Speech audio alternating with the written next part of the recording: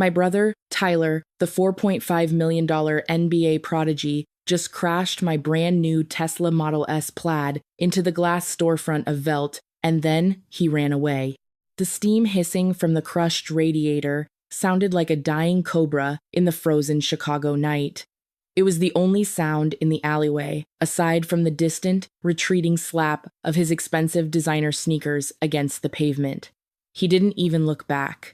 He just left me trapped in the wreckage, with a mannequin dressed in $10,000 worth of silk draped over my hood like a corpse. Welcome to Turning Tables Stories channel. I'm here enjoying a warm cup of coffee and watching the peaceful view from my window. It's in these quiet moments that the weight of past betrayals feels most profound. Where are you listening from today, and what's your favorite drink right now? Let's settle back into that frozen Chicago night as the smoke began to clear. The headlights of a black SUV sliced through the smoke, pinning me against the ruined leather of my seat before I could even unbuckle my belt. My parents didn't arrive like a rescue party.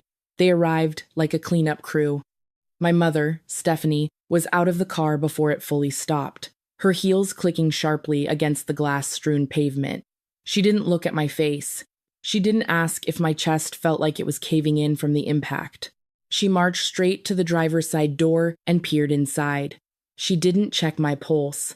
Instead, she whipped out a microfiber cloth and began frantically wiping Tyler's sweat and fingerprints off the steering wheel and the gear selector. The airbags didn't catch his DNA, she hissed, more to herself than me. If we clean this now, the police will only find your scent and your prints. I coughed, the smell of burnt rubber and coolant stinging my throat. Tyler could have killed someone, I whispered, my voice trembling. My father, Gary, walked over to me. He was an imposing man who commanded boardrooms with the same quiet tyranny he used at the dinner table. He looked at me, not with a father's love, but with the calculated resolve of a CEO looking at a bad quarterly report. Olivia, listen to me closely, he said, his voice dropping into that dangerous low register he used when he was brokering a high-stakes deal. Tyler has the NBA draft next month. The scouts are watching his every move. A DUI and a hit and run would end his life before it even starts. He did this, Dad, I snapped, gesturing to the shattered glass and the ruined Tesla I had worked 3 part-time design jobs to afford. He needs to face the consequences. My mother interjected, her eyes like hard flint. And you? You have what? A degree in English literature? You are replaceable, Olivia. Tyler is a prodigy. We have invested $4.5 million in his training and his future. We are not letting you ruin that investment because of a fender bender. Fender bender? I choked out. He drove through a building. Gary stepped into my personal space, smelling of expensive scotch and cologne. Here is the reality. You are going to tell the police you were driving. You swerved to avoid a stray dog and panicked. If you don't, we stop paying for your graduate school immediately. You will be evicted from your apartment by Monday. We will cut off your insurance, your phone, and your access to every emergency fund. You will be on the street, Olivia. No family, no money, no future. They held the keys to my entire existence, and they were using them to lock me in a cage of Tyler's making. I looked at them and realized they weren't seeing their daughter. They were looking at an employee who needed to fall on a grenade to save the company's star asset. Fine, I whispered, my eyes stinging. I'll do it. In my dazed state, Gary forced a pen into my hand, making me sign a pre-filled witness statement he'd already drafted on his tablet. He knew that as the registered owner, my signature on that immediate admission of guilt was the only thing that would stop the insurance investigators from digging deeper into who was actually behind the wheel. Good girl, my father said. Then he reached into the SUV and pulled out a bottle of 1982 vintage wine he'd been saving for a celebration. He uncorked the bottle and commanded me to hold still. Before I could blink, he splashed the pungent, expensive liquid all over my chest and neck. The cold wine soaked into my hoodie, making me reek of alcohol. "Now you look the part," he said, wiping his fingerprints off the bottle with a handkerchief before tossing it into the passenger seat. "Remember the script. You were driving. You were drinking. You are sorry." They drove away, leaving me in the wreckage to wait for the police to ruin my life. The holding cell smelled like industrial-strength bleach and 1982 vintage Cabernet. It was a high-priced way to look like a common criminal. I sat on the cold metal bench, my knees pulled to my chest, shivering in the wine-soaked hoodie my father had personally ruined. The officers didn't believe my story about the stray dog, but the physical evidence was undeniable. I smelled like a distillery. The car was registered in my name, and I had delivered the lines my father wrote for me with the mechanical precision of a broken robot. They charged me with reckless driving and leaving the scene of an accident. My parents didn't see a daughter being processed. They saw the cost of doing business. The Tesla Model S Plaid wasn't a graduation gift. I had worked 3 grueling freelance design jobs for 2 years to afford every kilowatt of that battery. I had saved every penny while my parents poured $4.5 million into Tyler's basketball development. They bought him shooting coaches, nutritionists, and private clinics while they bought me silence. In those hours of isolation, I realized I had been living in a state of learned helplessness. People often ask why victims of toxic families don't just leave, or why I didn't scream the truth when the handcuffs clicked. They don't understand the invisible chain. For 21 years, Gary and Stephanie had conditioned me to believe that my primary role in the Montgomery family was to be the spare. I was the human safety net designed to catch Tyler when he fell, no matter how many glass shards I had to land on. I was living in a house that was a prison without bars long before the police locked this metal door. My acceptance of the DUI wasn't weakness, it was a survival reflex, a conditioned response to a lifetime of being told that Tyler's potential was the only investment that required protection. But Gary made one fatal error. He's a boardroom shark who understands leverage and intimidation, but he's an analog man in a digital world. He peered into the car and saw no airbags, so he assumed there was no DNA. He assumed that because he took my phone and my laptop, I was effectively erased. He forgot that I am a designer and a tech enthusiast. 2 months ago, after a series of break-ins in the city, I had swapped out the factory mirrors for a high-end smart mirror with a built-in 4 GLTE SIM card slot. It doesn't need a Wi-Fi signal. It doesn't need my phone. The moment that mannequin hit the hood, the camera's internal G sensor triggered an emergency cloud backup. It recorded the crash. It recorded Tyler scrambling out of the driver's seat. And most importantly, it captured the crystal clear audio of my father pouring a $2,000 bottle of wine on me while telling me I was replaceable. That data wasn't in the car anymore. It was already in the air, a digital ghost waiting to haunt every single person who thought they could bankrupt my future. I rested my head against the cold concrete wall and finally felt a sense of clarity. This wasn't a family crisis anymore. It was an accounting error, and I was about to audit the entire estate. My parents bailed me out at 6 o'clock in the morning. The ride home was silent, but it wasn't the silence of relief. It was the heavy, suffocating atmosphere of a hostile takeover meeting where I was the subsidiary being liquidated. When we walked into the house, the smell of bacon and fresh coffee hit me like a physical assault. It was so normal, so homey, that it made my stomach turn. Tyler was already sitting at the kitchen island, looking fresh, hydrated, and completely unbothered. He was scrolling through his phone, probably checking his stats or his social media mentions. He didn't even look up when I walked in, looking like a wreck and smelling like a distillery. I muttered a "you're welcome" as I passed him, and he finally glanced up. He didn't apologize. He didn't even look guilty. He just gave me a quick, subtle wink and a smirk that said, "I win, you lose." As I turned toward the stairs, I saw him post a photo to his Instagram story, a picture of his sneakers on his bed with the caption, "Early morning grind, no distractions." He was already building a digital alibi for his millions of followers, while I was still tasting the copper of my own blood.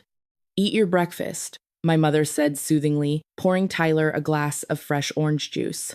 The moment she turned to me, Her face instantly hardened into a mask of clinical detachment. Olivia, go to your room. We've already taken your phone and your laptop. You are grounded until the trial. I stopped dead, my hands curling into fists. Grounded? I'm 21 years old. My father didn't even look up from his newspaper. You are living under our roof and are entirely dependent on our capital. Considering the massive legal fees we are about to incur, cleaning up your mess, you will do exactly as you are told. My mess? I shouted. He crashed my car. Gary slammed his hand on the table, the sound echoing like a gunshot. Lower your voice. The narrative is already set. You were driving. If you deviate from that story now, you will be charged with filing a false police report and perjury. You are in too deep to swim back, Olivia. Own it. As I walked toward the stairs, I realized I was witnessing a masterclass in the normalization of cruelty. To Gary and Stephanie, they weren't being monsters. They were being pragmatic. In their world, family isn't a bond of love. It's a portfolio of investments. They had spent 21 years treating us like line items on a balance sheet. Tyler was the high-yield prodigy, the asset that could return millions. I was the replaceable English Lit major, a low-priority account they could afford to bankrupt if it meant saving the star player. They had normalized this hierarchy so thoroughly that they could ruin my life over bacon and eggs without missing a single beat of their morning routine. I sat in my room, a prisoner in my own childhood home. Through the door, I could hear my mother on the phone with Aunt Patricia. She was already spinning the story. It's a tragedy, really, she sighed, her voice dripping with fake concern. Olivia's had a total mental breakdown, a hidden addiction. We're going to plead no contest and put her into a high-end residential treatment facility in Nevada. It's a cry for help. They were poisoning the well. They were systematically dismantling my identity so that even if I eventually told the truth, no one would believe the unstable addict daughter over the golden boy and his respectable parents. They weren't just asking me to take a DUI.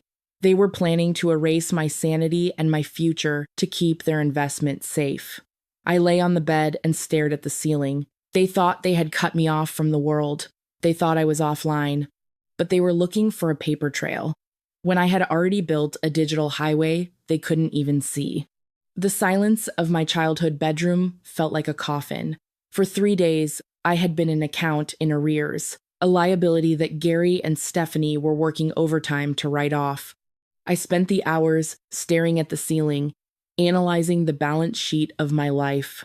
I had been the silent investor in their version of family, providing the emotional capital while they overran my boundaries and spent my future on Tyler's athletic career. But I wasn't a daughter anymore. I was a subscription they were about to cancel. I waited until 2 o'clock in the morning when the house settled into a heavy, artificial stillness. I crept out of my room, avoiding the squeaky floorboard in the hallway that I had memorized as a child. I wasn't acting on impulse. This was a tactical infiltration. I went downstairs to Tyler's gaming lair in the basement. His massive PC hummed in sleep mode, bathing the room in a cold, blue light. I wiggled the mouse and typed in his password, MVP23. He was an idiot who never changed it. I opened a browser in an incognito tab and logged into my Smart Mirrors cloud account. My hands were steady, my mind operating with the clinical precision of a spreadsheet. I clicked on the events folder and found the file dated 4 days ago, 11:42 p.m. The video was beautiful. It was a high-definition 4K testimony of the crash. I watched the airbag deploy in Tyler's face. I heard the engine die, followed by the distant slap of his sneakers as he fled. And then, the audio that would bankrupt their narrative. I heard the SUV screech to a halt. I heard my mother say I was replaceable. I saw the crystal-clear footage of my father pulling the cork and pouring that 1982 vintage wine all over me while I cried. I had the smoking gun. I had the ledger that proved their moral bankruptcy. I quickly composed an email to Thomas, my grandmother's lawyer. He had always loathed my father and served as the executor of Nana's $10 million trust. I attached the video and hovered the mouse over the send button. What do you think you're doing? The voice made me jump so hard I nearly knocked the keyboard off the desk. I spun around to find Gary standing at the bottom of the stairs. He wasn't in his pajamas. He was dressed in slacks and a dress shirt, as if he hadn't slept at all. He held a baseball bat in one hand, an autographed souvenir from Tyler's Little League days. He didn't yell. He walked over with a terrifying boardroom calm. He looked at the screen, seeing the paused frame of himself holding the wine bottle. He simply reached out and pressed the power button on the tower, holding it down until the screen went black.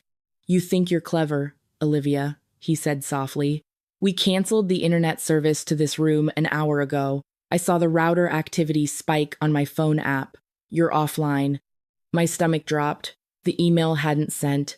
He noticed the USB stick I had tried to back up the file to and demanded I hand it over. When I refused, he stepped closer, raising the bat. I will smash every piece of electronics in this house before I let you ruin this investment. Hand it over. Trembling, I handed him the drive. He dropped it on the floor and crushed it under the heel of his shoe with no more emotion than if he were stepping on a bug. You have no proof, he said, his voice a void. Tomorrow we go to court. You will plead guilty. After that, I'm sending you to a residential treatment facility in Nevada for your mental health. You won't have access to a computer for a very, very long time. He grabbed my arm and dragged me up the stairs. He shoved me into my room, and I heard the heavy click of the deadbolt from the outside. I sank to the floor in the dark. I had played my hand, and I had lost. I was going to lose my freedom, my name, and my sanity. They had won. The courtroom, 4,920, was sterile and cold, smelling of floor wax and old wood. I sat next to Donald, the family lawyer who smelled like sulfur and mints. He was chatting amiably with the prosecutor, treating my life like a casual afternoon golf game. My parents sat in the gallery behind me, the picture of supportive, grieving parents dealing with a troubled child. They had spent the last 24 hours making sure I was isolated and monitored, convinced that because they had taken my phone and laptop, I was effectively offline.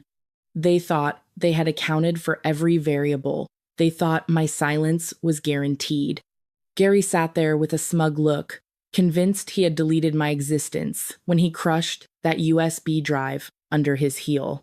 He understood leverage, money, and intimidation, but he was an analog man in a digital world. He thought cutting the Wi-Fi in the basement stopped the upload, but my smart mirror doesn't just use Wi-Fi. It has a built-in 4 GLTE-SIM card slot for real-time cloud backup, independent of local networks. I had inserted a prepaid data card months ago as a redundant security measure. The video hadn't just been on the computer screen he shut down. It was already on the manufacturer's server, accessible from any browser in the world. The clerk read the case. State versus Olivia Montgomery. How do you plead? Judge Keller asked. He was a stern man with a reputation for being tough on DUIs. Donald stood up, buttoning his expensive jacket, ready to deliver the script that would put me in a Nevada facility for years. Your Honor, my client pleads. I plead not guilty, Your Honor, I said, my voice ringing clear and hard through the silence. Donald hissed for me to sit down, grabbing my elbow, but I shook him off with clinical detachment. And I would like to submit new evidence that proves obstruction of justice, witness tampering, and insurance fraud. Panic flared in Donald's eyes as he shouted about my mental instability, but Judge Keller was already looking at the digital display on the wall. What evidence, Miss Montgomery? The judge asked. The prosecution has it in their public tip line inbox as of 6 hours ago, I replied.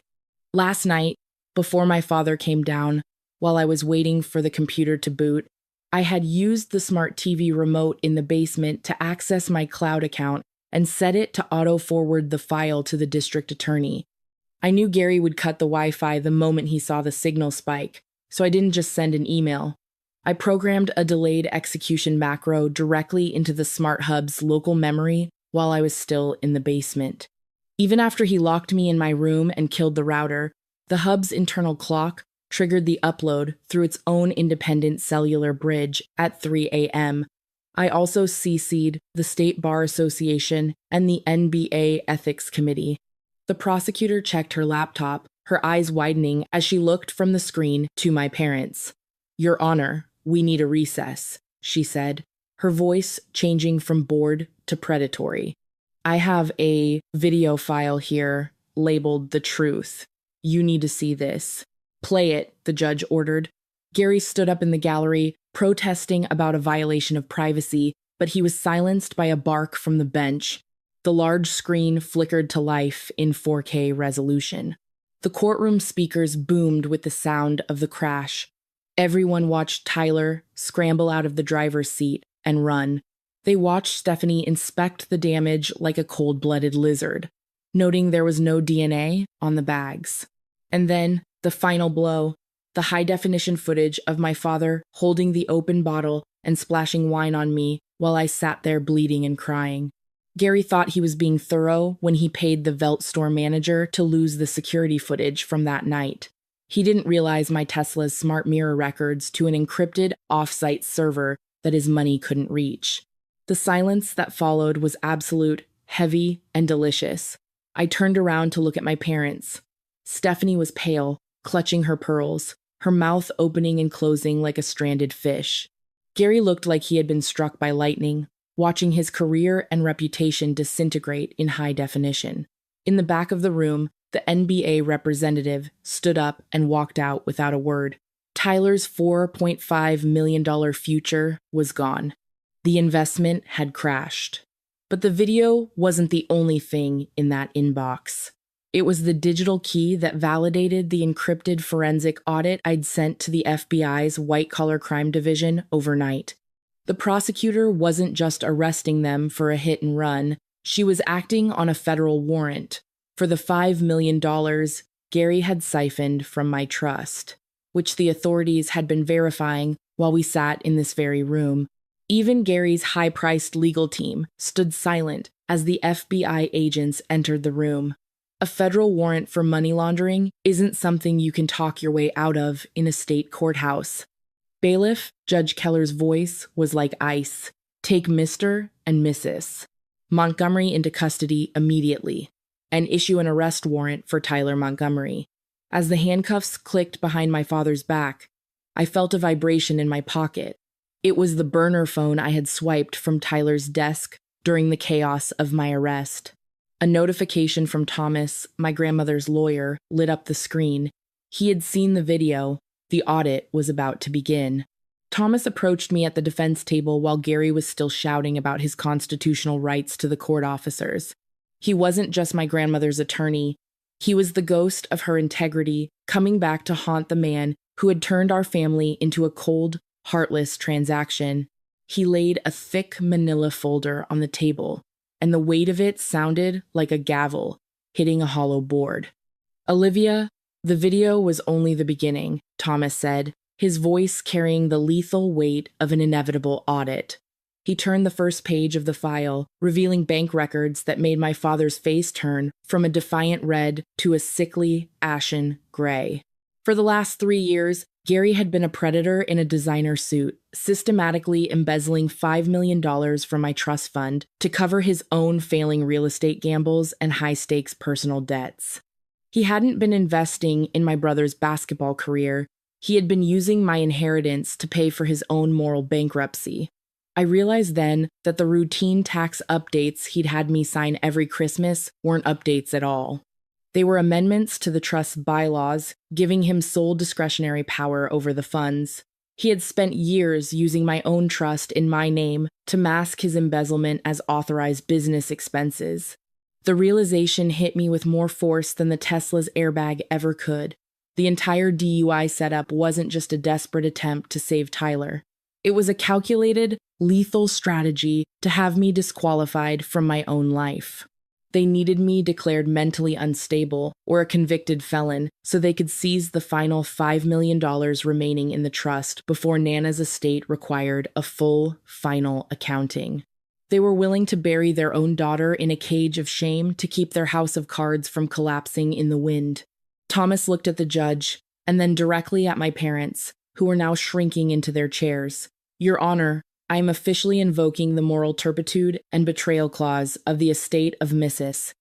Evelyn Montgomery, he announced, his voice echoing through the silent chamber. Gary and Stephanie Montgomery are hereby stripped of their trusteeship effective immediately. The terms are ironclad. Any deliberate attempt to defraud or cause criminal harm to the beneficiary results in an immediate and total transfer of power. Stephanie let out a sharp, choked sob, the sound of her expensive pearls hitting the floor as the officers moved in to place her under arrest. Gary tried to pull away, his boardroom arrogance finally crumbling into desperate, incoherent swearing that did nothing but solidify his own ruin. They were being charged with 5 counts of corporate fraud, bribery of the initial responding officer, and systematic criminal defamation. The Tesla Sentry Mode footage hadn't just caught the crash, it captured the moment Gary slipped his black Amex card to the first officer on the scene, promising a consulting fee in exchange for not testing the blood on the steering wheel. That 10-second clip of a bribe in progress was what finally broke the back of their high-priced legal defense. My compassion for them had been a luxury they had overdrafted for over 20 years, and now the account was permanently closed. I watched as the officers led them away, Gary's head finally hanging low as the reality of his own total collapse set in. They weren't looking at me anymore, because in their world, I was no longer a resource they could exploit.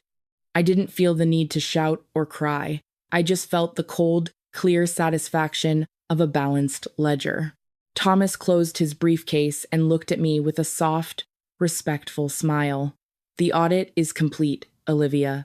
The $10 million and your future belong to you alone. I officially took control of the $10 million trust while the ink on my parents' arrest warrants was still wet.